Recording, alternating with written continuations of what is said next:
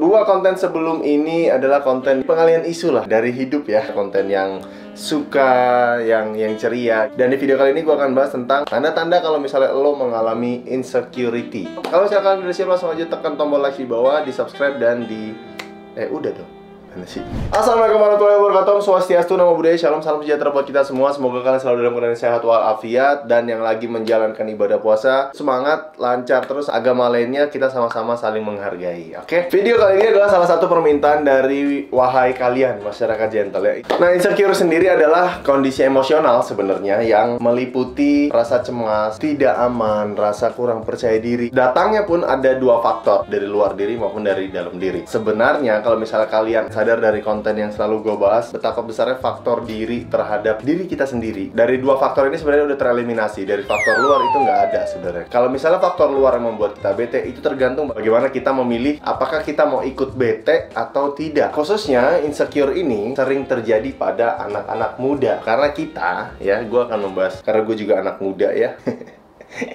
Karena anak muda itu lagi masa-masanya mereka mengenal masalah tentang rasa. Hati nurani mereka sedang diuji banyak masalah-masalah kehidupan yang membuat kita berpikir menggunakan batin gitu, menggunakan hati nurani. Apakah ini tepat atau tidak? Yang lebih dewasa pasti udah lebih terlatih. Di video kali ini gue akan bahas tentang tanda-tanda apa aja kalau misalnya lo mengalami insecurity terhadap diri lo sendiri. Yang pertama adalah tidak berani mencoba dunia dalam tanda kutip yang baru. Dan ini luas banget, masalah pakaian bisa, masalah bertemu dengan orang baru bisa. Dulunya kita udah ngerasa pernah dihianatin, terus apakah kita berani untuk mengenal orang baru? Dihianatin sama sahabat gitu ya, pernah ditipu masalah duit, apakah kita berani untuk bertemu dengan orang yang baru? Udah jelas pasti menggunakan rasa gitu ya. Masalah kepercayaan, apakah lo mempercayakan orang lain atau tidak? Atau apa sih kira-kira kebijaksanaan dalam diri lo yang bisa lo temukan ketika lo pernah disakitin dan tetap berusaha untuk mempercayai orang lain? Untuk solusinya mungkin di next video. Nah, kali ini adalah untuk tanda-tandanya. Dunia ini benar-benar luas kalau misalnya lo berani untuk memandangnya luas. Dunia ini akan kecil kalau misalnya lo memandang dunia ini kecil. Apapun yang kalian anggap baru dan kalian tidak berani untuk mencoba, itu adalah tanda insecure yang kalian tidak sadari. Yang kedua adalah tidak pernah merasa cukup. Gue selalu ngomong secara universal, kalian mau lempar ke sisi konsep kehidupan kalian yang manapun bisa. Di masalah pakaian, ketika lo udah merasa keren dan lo mau keluar rumah gitu ya, terus kayaknya masih ngerasa, kayak ada yang kurang ya, apaan ya? Itulah rasa insecure lo yang secara tidak sadar lo alamin. Lo ingin mencapai kesempurnaan. Nah, untuk masalah pasangan, sama. Masalah pasangan harus dibentuk. Nggak ada yang namanya pasangan sempurna. Kedua pasangan yang terlihat sempurna pun banyak hal yang nggak sempurna. Akhirnya mereka sempurnakan dengan menjalani itu. Semua orang akan bilang kesempurnaan itu bukan di masalah hasil. Sama sebenarnya kalau misalnya kita lihat ke masalah hidup. Contoh terakhir deh, misalnya kerja sama gue, tipenya gue adalah gue nggak pernah mencari kesempurnaan. Gue akan selalu belajar gitu. Gue udah buat satu, terus kalau misalnya nggak sempurna ya udah nggak apa-apa. Tapi di nextnya gue akan belajar dari kekurangan gue yang sebelumnya. Menurut gue ketika gue bikin satu dan gue mencari kesempurnaannya, akan terlalu banyak waktu yang terbuang, akan terlalu banyak tenaga yang terbuang. Dan gue sadar gitu, kesempurnaan itu bukan masalah di mencari tadi. Justru kesempurnaan akan datang ketika kita terus berjalan gitu. Yang ketiga adalah tidak berdamai dengan pemberian Tuhan. Mau masalah fisik, rezeki juga bisa, masalah status, semua deh. Apa sih yang enggak Tuhan berikan ke lo? Sekarang gue tanya, kalau misalnya di sini bukan masalah semua sisi kehidupan yang lo mau ngomongin cuma masalah fisik, apa iya orang tua yang lo panggil ayah dan ibu bukan pemberian Tuhan? Apakah iya motor, kendaraan yang lo punya bukan pemberian Tuhan? Walaupun oke deh, itu adalah hasil jerih payah lo, tapi itu adalah proses dari Tuhan yang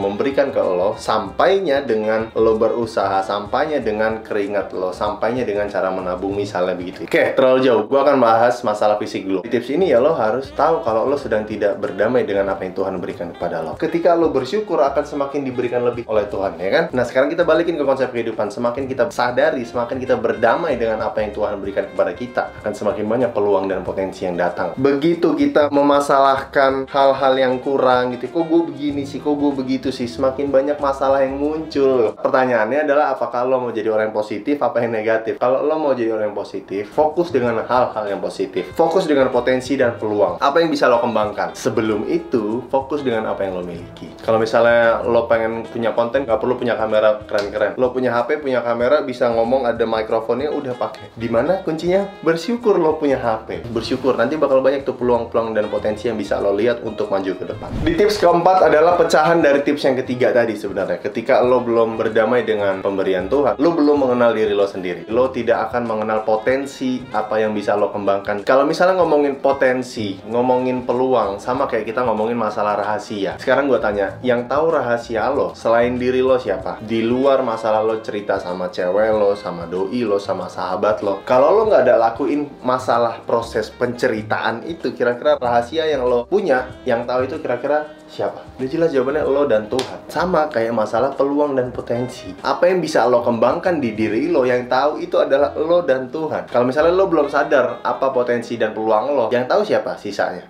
Tuhan. Berarti lo harus ajak ngomong siapa? Itu Tuhan. Dengan cara apa, yang cara apapun gitu, bukan sekedar cara ibadah dan cara doa, banyak. Dengan menyadari ketidakmampuan lo untuk menyadari peluang dari diri lo, itu bisa jadi salah satu hal yang lo ceritakan ke Tuhan. Ya Tuhan, kalau misalnya gue, ya Allah, kira-kira aku mau ngapain ya? Bantu aku ya Tuhan gitu. Bantu aku ya Allah, kuatkan aku untuk melangkah. Misalnya gitu-gitu deh. Salah satu cara untuk lo mengenal diri lo sebenarnya, bisa sadar bahwa tindak tanduk Tuhan luas banget, bukan sekedar waktu kita berdoa atau waktu kita ibadah, waktu sholat, cuma di situ tok, enggak. Nah, begitu lo udah mulai sadar, lo akan mengenali potensi dan peluang dari diri lo. Akhirnya apa? Lo bisa tahu, oh gue mau ngelakuin ini, oh gue mau begini. Lo akan lebih semangat gitu ngeliat hidup lo, karena lo tahu lo bersama zat yang menciptakan kehidupan gitu. Kayak gue udah gak bisa menahan ya tentang masalah konten ini, karena menurut gue paling mudah ketika lo berjalan dengan Tuhan lo. Gue jujur deh ya, bukan menjalani, gue bener-bener menjalani dong.